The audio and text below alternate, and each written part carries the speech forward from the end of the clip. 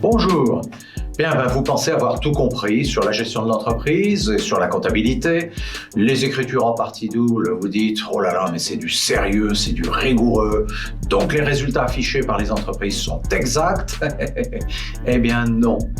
Supposons que l'entreprise aille bien, vraiment bien, trop bien même. Elle va devoir payer de l'impôt sur les sociétés.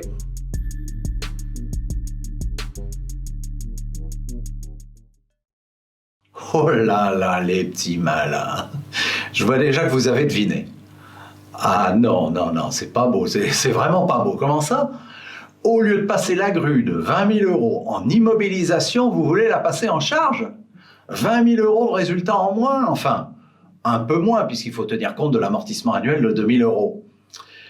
Donc d'un côté, une charge de 20 000 € ou une charge de 2 000 €. 18 000 € de résultat en moins. Rapporter cela à un impôt sur les sociétés de 33%, ça fait 6 000 € de gagné, ni vu, ni connu. Bon, la ficelle, elle est un peu grosse, et puis franchement, je ne crois pas que ça passera inaperçu à votre contrôleur fiscal. En plus, si vous diminuez violemment le résultat de cette année, ça devrait normalement bonifier les résultats des années suivantes, et en effet, on n'aura plus les amortissements. Bon, bref, c'est pas une bonne idée, va falloir trouver autre chose. Mais on a aussi le cas inverse. L'entreprise ne va pas bien. Vous ne savez pas comment vous allez payer les salaires des prochains mois. Et pourtant, de l'argent, il y en a. Vous savez, il y a des entreprises qui en prêtent. Vous savez, les banques, là. Oh, on va lui faire un joli bilan au banquier. Il ne pourra pas faire autrement que de nous faire une offre de prêt. On a du mal à payer les salaires, mais c'est normal. On a des techniciennes et des techniciens qui travaillent pour le futur.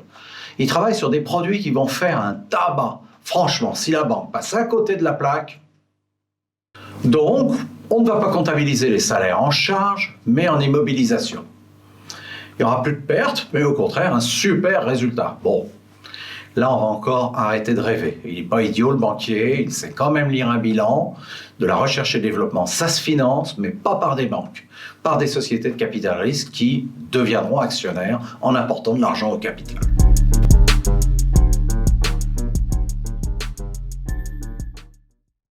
Bon, on a pris ces deux exemples pour vous montrer qu'on peut s'amuser un petit peu avec la comptabilité. On peut même être très très sincère et s'apercevoir ultérieurement qu'on s'est trompé. Je prends un exemple, la recherche et développement. C'est une réalité dans les entreprises. Il est fréquent que des ingénieurs fassent de la recherche, développent des prototypes, commercialisent des produits pour plus tard, bref, fassent de la R&D comme on dit.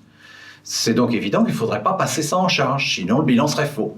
Faux, sauf si la recherche n'a servi à rien et n'a pas abouti. Un autre exemple, les campagnes publicitaires. Bon, a priori, ce sont des charges. Ben oui, mais en même temps, ça crée de la notoriété, et ça, c'est pas bidon. On conditionne ainsi les consommateurs, les marques, ça fait rêver. Dans les écoles, les gosses, ils veulent des marques, sinon ça fait bouffon. Bon, alors la notoriété, ça facilite aussi les ventes futures. La notoriété, elle se crée, entre autres, campagne publicitaire après campagne publicitaire. Donc pourquoi ne dirions-nous pas que 80% d'une campagne publicitaire passe en charge et qu'on conserverait 20% à titre d'immobilisation pour la notoriété?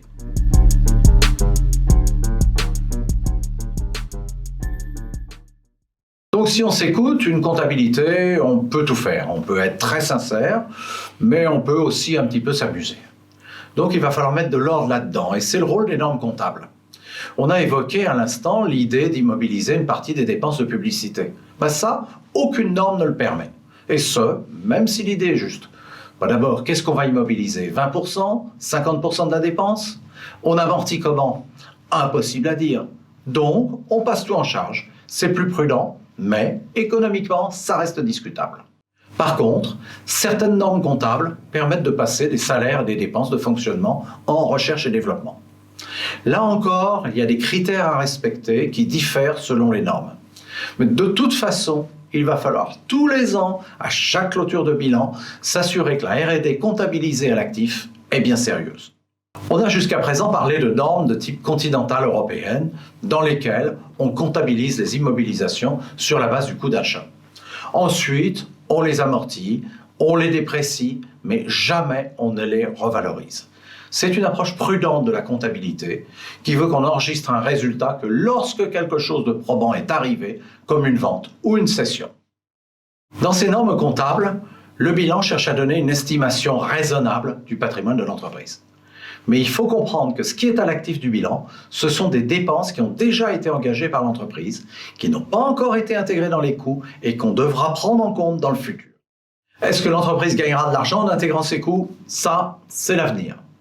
Et la comptabilité, ça n'est pas une boule de cristal. Donc, on voit la limite de ce type d'exercice.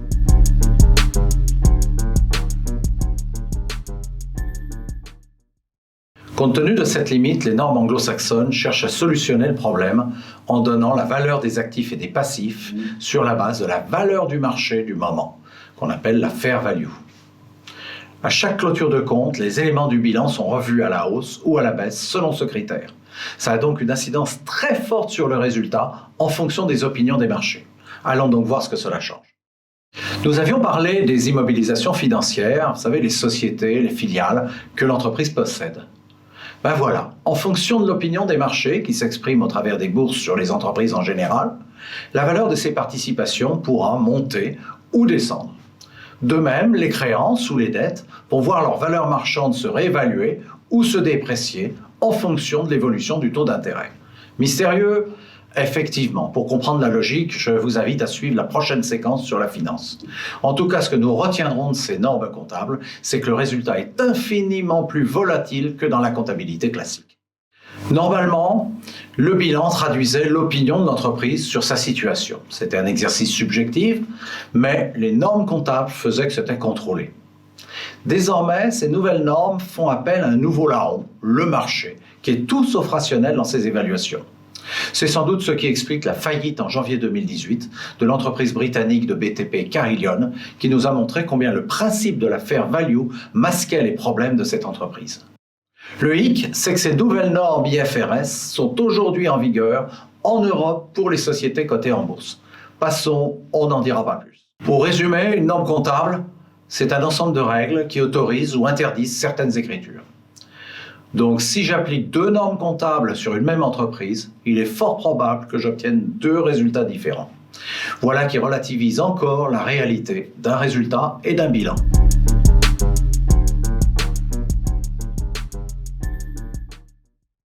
Bon, vous avez compris que l'entreprise établit elle-même son bilan. C'est donc un exercice plein de subjectivité, et ce, même si on applique scrupuleusement une norme comptable. Le document comptable, il est appelé à circuler. Il y aura bien sûr les actionnaires qui le verront, mais ensuite les banquiers ou les fournisseurs qui accordent des délais de paiement. Eh bien, ces gens, ils sont méfiants. Alors, pour redonner un peu de confiance, l'entreprise va faire certifier ses comptes. On va donc nommer une tierce personne, le ou la commissaire aux comptes. Cette personne va vérifier que la norme comptable est bien appliquée, elle va contrôler que les gros postes du bilan sont bien réels. Pour les postes plus petits, on opérera un traitement statistique. Est-ce que les machines sont bien là physiquement? Est-ce qu'elles fonctionnent réellement, qu'elles concourent à la production? Est-ce que les stocks sont probables? Est-ce que les factures sont réelles? Est-ce que les clients ne les contestent pas? Au final, il certifiera les comptes, c'est-à-dire qu'il expliquera ce qu'il a fait. Il dira que selon lui, les comptes sont sincères et en cas d'anomalie, il les signalera.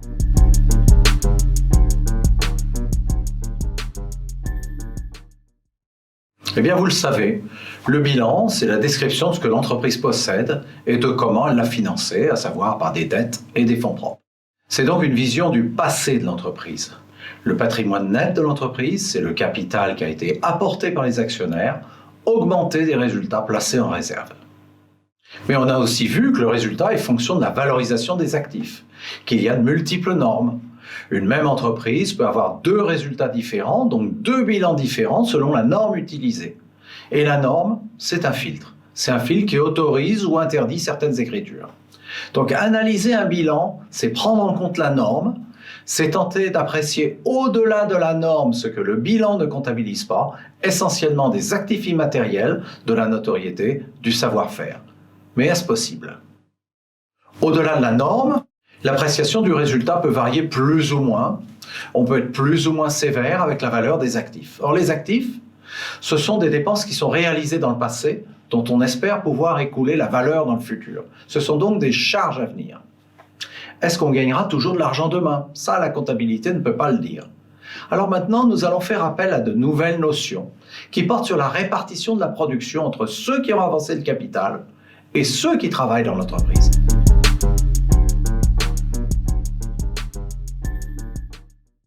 Et oui, jusqu'à présent, nous n'avons parlé que du point de vue des propriétaires de l'entreprise, de ceux qui ont mis le capital initial, bien sûr, mais aussi des propriétaires plus récents qui ont acheté des actions en cours de route. Mais en fait, ils font rien dans l'entreprise. En réalité, ce sont les salariés qui réalisent le travail. Mais quelle est la valeur de ce travail? C'est ici que nous allons introduire la notion de valeur ajoutée. Comme son nom l'indique, c'est la valeur du travail que les salariés de l'entreprise ont ajouté à ce que l'entreprise a acheté. Jusqu'à présent, nous avons considéré que les salaires étaient des dépenses comme les autres. Dans la réalité, ils rémunèrent ceux qui réalisent le travail de l'entreprise. Donc la valeur ajoutée, c'est l'addition de la masse salariale, donc la totalité des salaires et des cotisations sociales afférentes, et du résultat. Toutes les normes comptables, notamment anglo-saxonnes, ne permettent pas de faire ressortir cette valeur ajoutée, car la classification des dépenses ne se fait pas selon le critère salaire et achat externe, mais plutôt en catégories de type frais de production, recherche et développement, vente et marketing. Il n'en reste pas moins vrai qu'économiquement, cette valeur ajoutée existe toujours.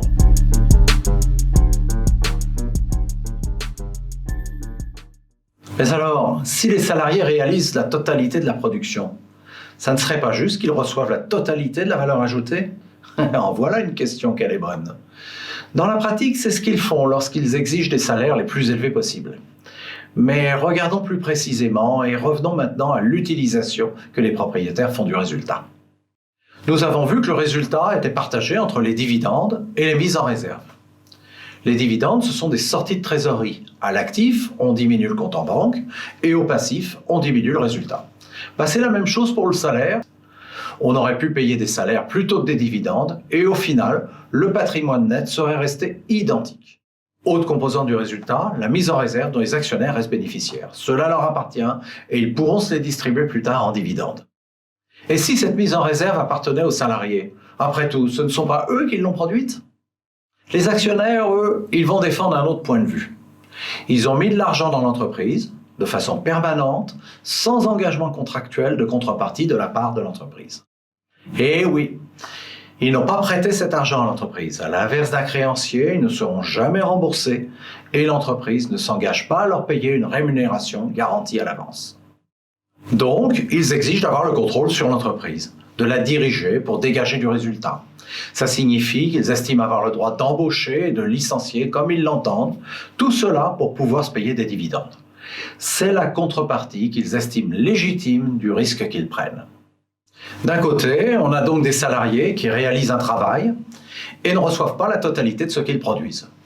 Puis de l'autre, on a des actionnaires qui ont mis leur argent à risque et qui estiment qu'une partie de cette production doit leur revenir au nom du risque pris. Eh bien ça porte un nom. Ça s'appelle la confrontation de classe.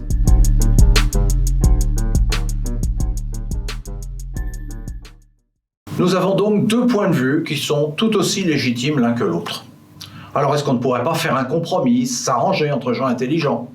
Après tout, il suffirait que les actionnaires ne prennent pas tout le résultat, reversent une partie aux salariés. En plus, la situation actuelle ne fonctionne pas si bien que cela. Si les salariés ont une rémunération fixe, l'intérêt de développer la valeur ajoutée est limite, puisque tout ce qui dépasse la masse salariale leur échappe. Il ne vaudrait pas mieux qu'on leur garantisse une partie du résultat? Ils seraient motivés à bosser pour développer une meilleure valeur ajoutée, on pourrait même rêver. Le surcroît de résultats obtenus serait supérieur à ce que les actionnaires devront leur redonner. Et ces derniers, dans ce cas, ne seraient pas perdants. Nous aurions construit là un deal gagnant-gagnant. Ouais, bon, c'est pas très nouveau comme discours. Pourquoi on n'est jamais arrivé à ce compromis? Les formules, il n'en manque pas. C'est la participation, du bon vieux temps du gaullisme. Plus récemment, Sarkozy proposait qu'un tiers des résultats et aux salariés. Bon, là, jusqu'à présent, on ne parle que de rémunération complémentaire, mais pas de droit sur les fonds propres. Mais on voit aussi fleurir à gauche des idées comme quoi il faudrait qu'une partie des réserves aille aux salariés. Petit à petit, ils deviendront actionnaires et rêvons un peu, ils seraient un jour majoritaires. Une petite révolution sans que les actionnaires ne s'aperçoivent de rien. Bon, jamais ces idées n'ont été implémentées à grande échelle. L'actionnariat salarié reste marginal, la participation des salariés au résultat est souvent réduite à la portion congrue.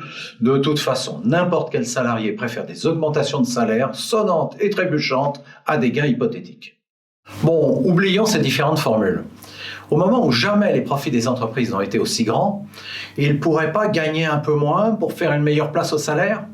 Après tout, tant qu'ils font des profits, tant que le patrimoine net de l'entreprise augmente, les actionnaires, ils ont tout lieu d'être heureux. Et oui, sauf que c'est pas comme ça que ça se passe. Pourquoi? Parce que le patrimoine net de l'entreprise, ce n'est pas la valeur de l'entreprise. Pour comprendre la valeur de l'entreprise, il va falloir faire un petit peu de finance, ce qui nous ouvre la porte à la deuxième séquence, la finance. Mais avant d'aller plus loin, et sans que ce soit obligatoire pour comprendre la suite, on vous propose 2 sessions complémentaires sur l'entreprise. Comment anticiper la trésorerie et la forme coopérative d'entreprise.